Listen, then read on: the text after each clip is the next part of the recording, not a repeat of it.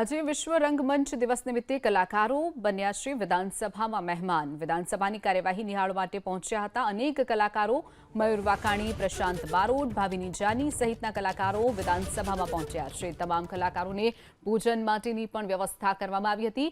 આમંત્રણ આપવા બદલ કલાકારોએ સરકારનો આભાર માન્યો છે। 300 જેટલા કલાકારોએ આમંત્રણ અપાયું હતું, જેમાંથી કલાકારો મોટી સંખ્યામાં ત્યાં આવી પહોંચ્યા હતા। अवसर है आज कारण के विश्व रंगभूमि दिन है અને એ ઉજવવા માટે એને સરસ આપણે માન આપી એને માટે તમામ ગુજરાતના કલાકારો અહીંયા ઉપસ્થિત છે। નાટક, સંગીત અને જુદા જુદા ફિલ્ડ્સના બધા જ આર્ટિસ્ટ અહીંયા ઉપસ્થિત છે અને બધા ભેગા થઈને એક સરસ અનેરો પ્રયાસ કે વિધાનસભાની મુલાકાત લઈએ। આપણે ગુજરાતની જે સુંદર વાતો થઈ રહી છે, જે સુંદર રીતે જેનું પ્રતિનિધિત્વ થઈ રહ્યું છે, એના ભાગરૂપે વિધાનસભા જે ઉપસ્થિત છે એનો એક સરસ અમે લોકો લાભો લઈએ। આજે અમારા કલાકારો માટે વર્લ્ડ થિયેટર ડે અને એમાં પણ આજે વિધાનસભાની મુલાકાત, વિધાનસભાના સૌ સભ્યો સાથે, સાંસ્કૃતિક ડિપાર્ટમેન્ટના અગ્રગણ્ય સાથે અમે સ્નેહ ભોજન કરીશું। એટલે અનુભવ એવો થાય કે મોસાળમાં જમવાનું ને મા પીરસનારી। કલાકાર છીએ, હંમેશા એવું પીરસતા રહ્યા છે કે ક્યાંક સમાજ અને સોસાયટીને ખપમાં આવે। અમારું જે આખું કાર્યકાળ છે એ એવો છે કે સમાજનું દર્પણ છીએ અમે। સમાજમાં જે ચાલતી વાતો છે, સારી વાતોને ઉજાગર કરવાનું કામ અમે કરીએ।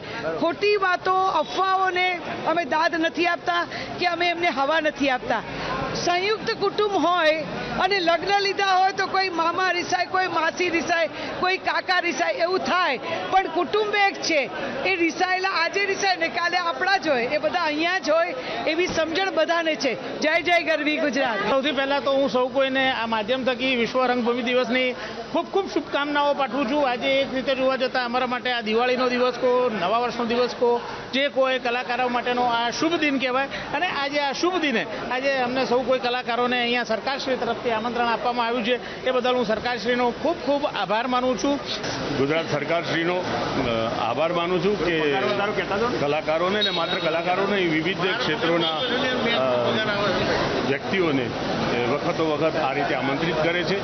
અને હું માનું છું કે આદરણીય વડાપ્રધાન શ્રી નરેન્દ્રભાઈ મોદીનું એક જે સૂત્ર છે કે સબકા સાથ, સબકા વિકાસ, સબકા વિશ્વાસ, તો સમાજના વિવિધ વર્ગોને સાથે લઈને ચાલવાની એમની જે નેમ છે, એમનો જે આશય છે એ અભિનંદનીય છે, પ્રશંસનીય છે।